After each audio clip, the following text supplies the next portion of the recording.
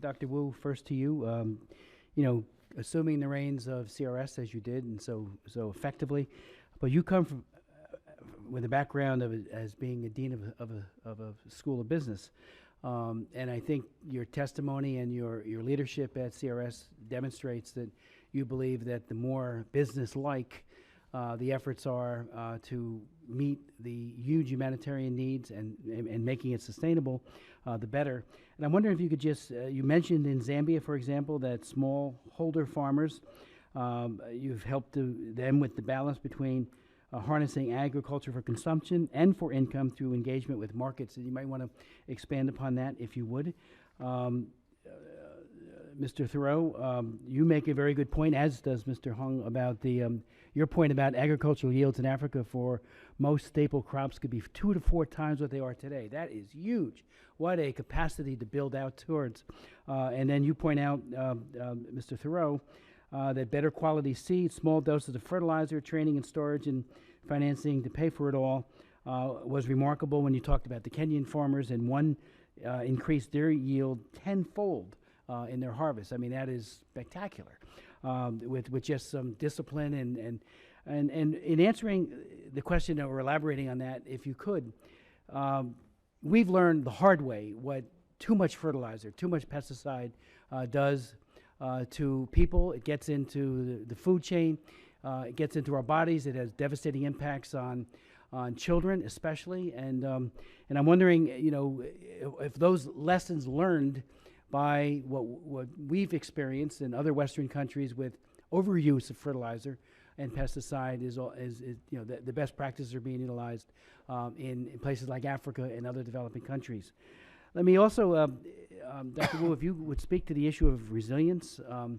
You know, we got hit by Hurricane Sandy a couple of years ago, and I had a meeting. I missed our hearing earlier, the full committee, because I was chairing a hearing with FEMA on people who still have not been anywhere near made whole.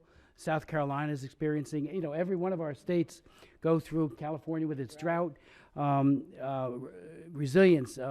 Maybe you want to spend a little time on how that can be built into, you know, the better crop that can withstand less rainfall, for example.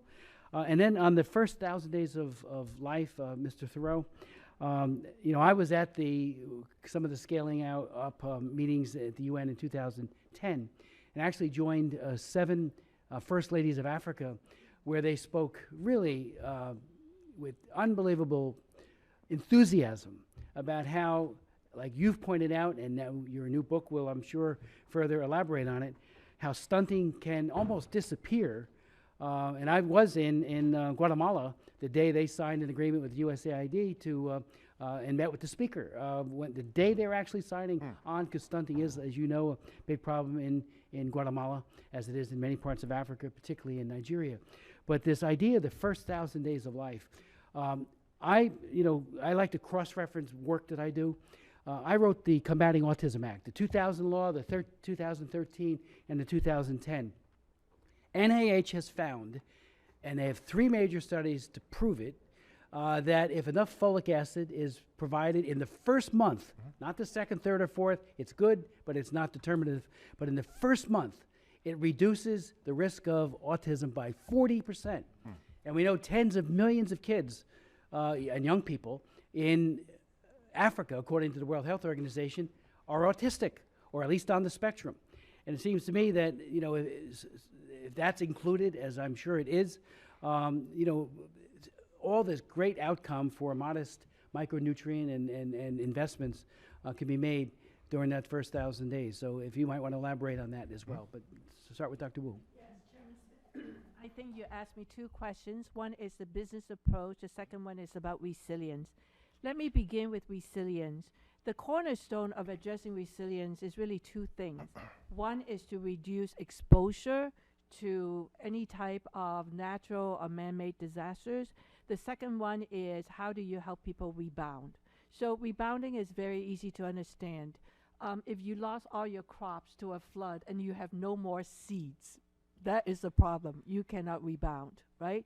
And so you start with the first one, and that is if it's natural disaster, say, for example, anticipating floods, anticipating drought, You could actually use seeds which are drought resistant, flood resistant. You can change irrigation practices and so on, but you have to look ahead. And also there's also natural disasters such as storms. In those situations, you could have pre-planning, you could have structures which could withstand various type of issues. So resilience is looking at those two things, reducing exposure in different contexts, and secondly is increasing the ability to rebound. And diversifying crops, for example, is a way to rebound, because then you're not all vulnerable to the same set of effects. Let me go into the business model because it's also a way of achieving resilience. It's now become very much the common thread that we undertake our programming, particularly in agriculture. For us to have the effect which address several billion smallholder farmers, we have to use approach which is scalable and then sustainable. And we cannot do that on the basis of just government funding or philanthropy. We have to find ways where it creates a return, it creates a benefit so that the people who want those benefits will sustain this. So for a smallholder farmer program, it's really what we call pathway to prosperity. What does that pathway look like? It starts with people who are vulnerable. They grow things where there is no market. They grow things where there is no market. They grow it poorly. For example, the quality is really poor. If it's the Pope, take it. That's right. Yes. And also, their growing practices are not good. The overuse of fertilizers, for example. Their land can be very degraded. They may not have the tools and the knowledge to manage all of those things correctly. So the first step is really diagnosing whether people are growing the right things with the right input in the right way on the right land. I mean, as simple as that. That's usually agriculture. But where we also come in is what we call the smart skills. So in fact, it's a chapter from American agriculture. The first one is forming co-ops. Each individual farmer is very hard to deal with, particularly when they have 1 acre. So the formation of communities of co-ops, so that whole grouping skills. The second one is knowledge in finance and budgeting, because now we expose them because they have the scale to market. How do we enable them to achieve certification so that they could sell to various stores and so on? So also marketing skills and negotiation skills so that we're connecting to the formal market. And before they have all of these assets, how do they generate their capital? And so 1 acre fund is one of those sources. And I think you're reaching 1 million farmers, right? We hope to. You hope to. Yeah. Well, we are talking 1 billion farmers, all right? And so where do they find the capital to take this journey? That's why savings group is very important, so that they don't borrow from an outsider, but they borrow within themselves. So when 20 people pool their resources, they could, like this lady I just talked about, started with a baking business, then a chicken business, then a grocery store, and then buying cattle. So how we accumulate that capital and then eventually form people into co-ops, that they have that type of group skills, the finance skills, the marketing skills, the negotiation, certification, in order eventually to connect with market. So that is the whole business model associated with all of this transformation. Yeah, thank you, Chairman Smith. So you asked 2 questions. One was around the yield gaps, and one was around resilience. So I'll kind of follow on resilience first. One of the things that we've seen that's truly impressive with many smallholder farmers is they're incredibly good at mitigating risk. And as they gain more income, they diversify their assets right away. They buy a cow, they buy chickens, they are able to sell milk, eggs, things like that. So if there is a crop failure, they have other things to sell on the market and other ways to make money. One of the things that happened a few years ago is in Kenya, there was a disease called maize lethal necrosis disease, MLND, and it was spreading, it was a virus, and it would devastate entire fields. And so we offered a package, an alternative package of local staple crops like sorghum and millet and orange flesh sweet potatoes to try to help farmers mitigate against this type of risk.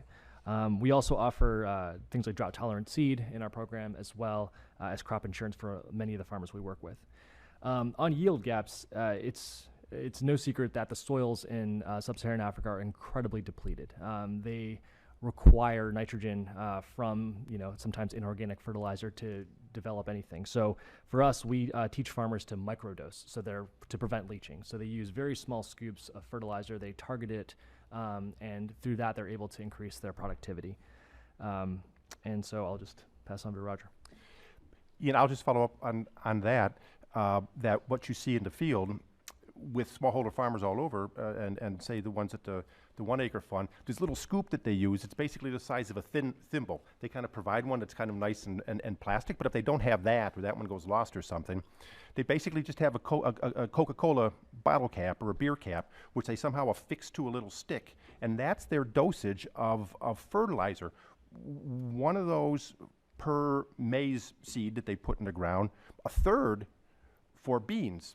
And so you see them bending over very carefully, close to the ground, particularly on the beans, where they have a cap of this, and it's just a third in this one and a third in the next one. Backbreaking work because they're bending over so far to do that. And fertilizer, as it is for farmers in the United States, I mean, it's the most expensive component of their farming. They don't want to waste, anything. So the microdosing, and then also other innovations with composting, some conservation agriculture and things that goes along. So there's other ideas that are then also starting to spread. And then just one point on the resilience. The crop diversity, I think, is really important. So in terms of Feed the Future, other sustainable of other agriculture development programs, the diversity of and kind of shifting away somewhat, or including in the work, is just not an over-reliance on the staple crops. So the corn, the rice, the wheat, the beans, but also these kind of orphan crops, the millet, the sorghum, sweet potatoes, all sorts of local greens and vegetables that we don't know anything about, but they know really well because that's been growing around them for a long time. And then the question on the 1,000 days. And the folic acid is crucial. Starting at the time that you mentioned, and kind of throughout the pregnancy.